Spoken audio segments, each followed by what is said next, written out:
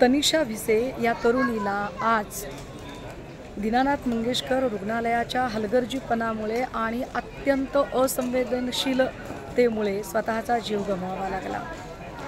विशेष म्हणजे तनिषा भिसे या भाजपचे आमदार अमित गोरखे यांचे स्वीय सहाय्यक सुशांत भिसे यांच्या पत्नी आहेत आणि यासाठी म्हणजे तनिषा भिसे यांना रुग्णालयात दाखल करून घ्यावे म्हणून अमित गोरखे यांच्या कार्यालयातनं मंत्रालयातनं फोन आल्यानंतर सुद्धा मंगेशकर रुग्णालयाला जराही पाजर फुटला नाही किंवा थोडेही मानवीय दृष्टिकोनातून का होईना पण आपण एका प्रसूतीच्या वेदनेने विव्हळत असणाऱ्या तरुणीला दाखल करून घेतले पाहिजे असे वाटले नाही।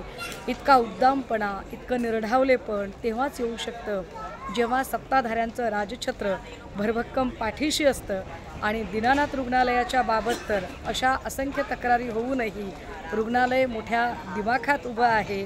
रुग्णालयाला मिळणारी जागा, मिळणारे प्रिव्हिलेज हे सत्ताधाऱ्यांमुळे आहेत हे वेगळं सांगायला नको, परंतु प्रश्न हा उरतो की जर सत्ताधारी आमदारांच्या निकटवर्तीयांच्या जीवावर बेतेपर्यंत सुद्धा जर रुग्णालयाला काहीच वाटत नाही तर आर्थिकदृष्ट्या दुर्बल घटकातील लोकांना तर हे रुग्णालय किड्यामुंग्यासारखं चिरडून टाकायलाही मागे पुढे बघणार नाही।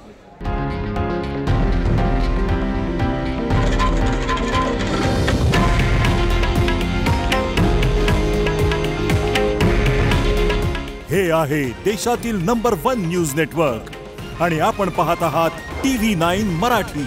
काळजी तुमची, हित महाराष्ट्राचं।